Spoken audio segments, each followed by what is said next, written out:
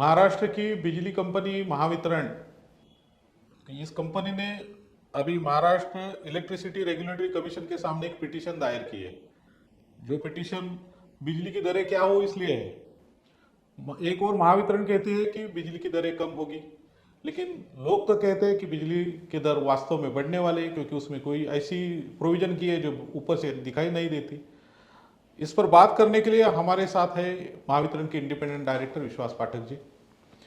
पाठक साहब, ये बताइए, क्या सचमुच में रेट बिजली दरें कम होने वाली है या ऐसी ही बातें चल रही है?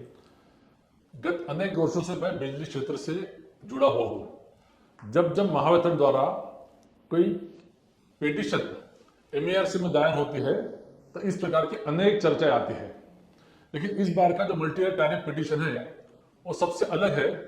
वो इसलिए है क्योंकि ऊर्जा क्षेत्र में पहले बार महावितरण जैसे कंपनी ने बिजली के दाम हमें कम करने की अनुमति मिले, इस प्रकार की याचना की है।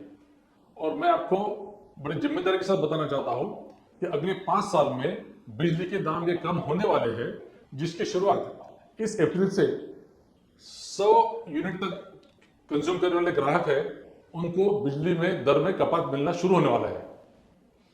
एक और आप कह रहे हैं कि बिजली की दरें कम होगी, आज होगी, कल होगी, 5 साल में धीरे धीरे होगी, लेकिन दूसरी ओर ऐसी कुछ प्रोविजन है पिटीशन में ताकि फिर से खर्चा बढ़ जाएगा। जैसे कि लोग कह रहे हैं कि जो सोलर लगाते हैं घरेलू ग्राहक, वो तो 100 यूनिट तक बिजली इस्तेमाल करे तो ठीक है, उसके ऊपर थोड़ा भी गया तो पहले पुराने कम दर से बिल आता था 500 रुपये तक, अब तो टेलीस्कोपिक तरीके से 1500 रुपये तक बिल बढ़ जाएगा।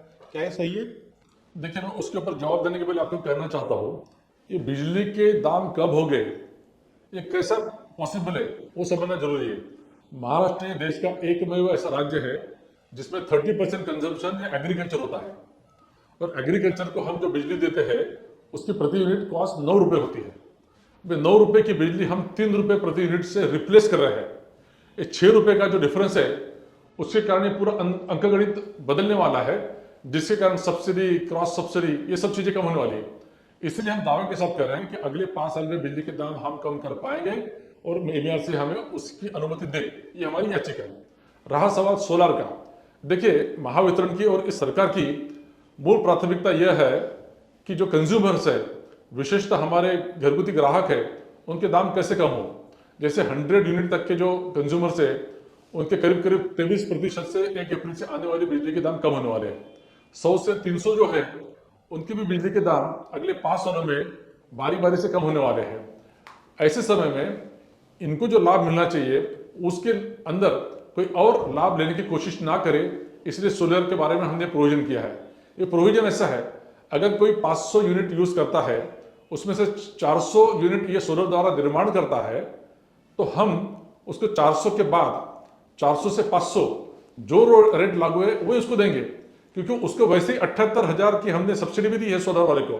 वो ये 100 और 300 की कैटेगरी में, नॉर्मल कंज्यूमर की कैटेगरी में नहीं आ सकता है, इसलिए हमने ऐसा प्रावधान किया है। अभी सोलर की ये भी बात चल रही है कि फिलहाल सोलर में जो दिन में बिजली इस्तेमाल करते हैं उसका सेट ऑफ करके रात में एडवांटेज मिलता है तो पैसा बहुत बचता है, लेकिन अब आप प्रोविजन ऐसी कर रहे हैं कि दिन में निर्माण की हुई बिजली दिन में ही इस्तेमाल करने के लिए, रात में उसको सेट ऑफ नहीं मिलेगा। देखिए, ये प्रावधान के बारे में जिस प्रकार से कंफ्यूजन क्रिएट जा रहा है, मैं बताना चाहता हूँ, सर्वप्रथम यह घरगुती ग्राहक के लिए लागू नहीं है, इसलिए उसका विषय नहीं है। और जहां तक आप कह रहे हो, इसका जो रीडिंग होने वाला है, बिलिंग होने वाला है, और नेट मीटरिंग की जो एग्जिस्टिंग पॉलिसी है उसके तहत ही होने वाला है, उसमें कोई बदलाव नहीं है। कोई आदमी घर का रिनोवेशन करे, कोई थोड़ा सा निर्माण करे, कंस्ट्रक्शन करे, तो कमर्शियल रेट लगाएंगे, ऐसे लोग बोल रहे हैं। देखिए, ऊर्जा क्षेत्र यह रेगुलेटेड क्षेत्र है। रेगुलेटरी कमीशन यहाँ पर बैठा है। रेगुलेटरी कमीशन की मान्यता से रेसिडेंशियल ग्राहक की संकल्पना तय है। जिस घर में ग्राहक रहता है वह रेसिडेंशियल कंज्यूमर है। वह रेसिडेंशियल कंज्यूमर अगर कुछ इनोवेशन करता है, मरम्मत करता है, तो रेसिडेंशियल ही रहेगा, उसको कमर्शियल रेट लगने का सवाल ही नहीं आता है। लेकिन अगर वो अपना पूरा घर तोड़कर स्थलांतरित होकर नया घर बनाता है तो केवल उस समय के लिए 8 महीने या 12 महीने के लिए वो कमर्शियल रेट रहेगा, अन्यथा वो रेसिडेंशियल ही रहेगा। कई लोग घर में एक कमरे में ट्यूशन चलाते हैं, ब्यूटी पार्लर चलाते हैं, किसी की ऑफिस होती है, वर्क फ्रॉम होम होता है। अभी कोई कुछ लोग बोल रहे हैं कि पिटीशन में ऐसा प्रावधान है कि इन सबको कमर्शियल रेट लगाओ ज़्यादा दर। ये सारा सर गलत है, झूठ है। अगर आप रेसिडेंशियल कंज्यूमर हो और अपने मर्यादित यूनिट के माध्यम से घर के अंदर अगर आप ट्यूशन से ले रहे हो, वर्क फ्रॉम होम कर रहे हो, इस्त्री चला रहे हो, छोटी चक्की चला रहे हो, कोई दिक्कत नहीं। लेकिन आप रेसिडेंशियल कंज्यूमर करके अगर कोई किस फ्लैट में आप पूरी तरह से 100%, 100% अगर आप कमर्शियल एक्टिविटी चलाते हो, जैसे ब्यूटी पार्लर, लॉयर का ऑफिस, सीए का ऑफिस, तो उसमें तो कमर्शियल रेट लगेगा ही। उसमें गलत क्या है? एक और आप बात कर रहे हैं छोटे उद्यमियों को प्रोत्साहन देने का, और अभी तो एसटी ग्राहक के साथ एसटी ग्राहकों को जो केवीए बिलिंग होता था, अब एलटी को भी लगाएंगे आप, तो छोटे उद्यमी कैसे काम करेंगे? देखिए, एलटी एसटी का एक नया कंफ्यूजन क्रिएट किया जा रहा है। सर्वप्रथम आप जिस बात कर रहे हैं वो केवल जो घरगुती ग्राहक है उसके लिए वो लागू नहीं है, जो औद्योगिक ग्राहक है उसके लिए लागू है। और उसके कारण जो भी है एमएआरसी ने डायरेक्शन दिए वो हिसाब से हम कर रहे हैं। और मैं आपको दावे से कहना चाहता हूँ, इसमें से उन्हें जो पावर फैक्टर पेनल्टी लगती थी वो पेनल्टी भी वैनिश होने वाली है। बिजली दरें कम होगी तो इंडस्ट्री की भी कम होगी क्या?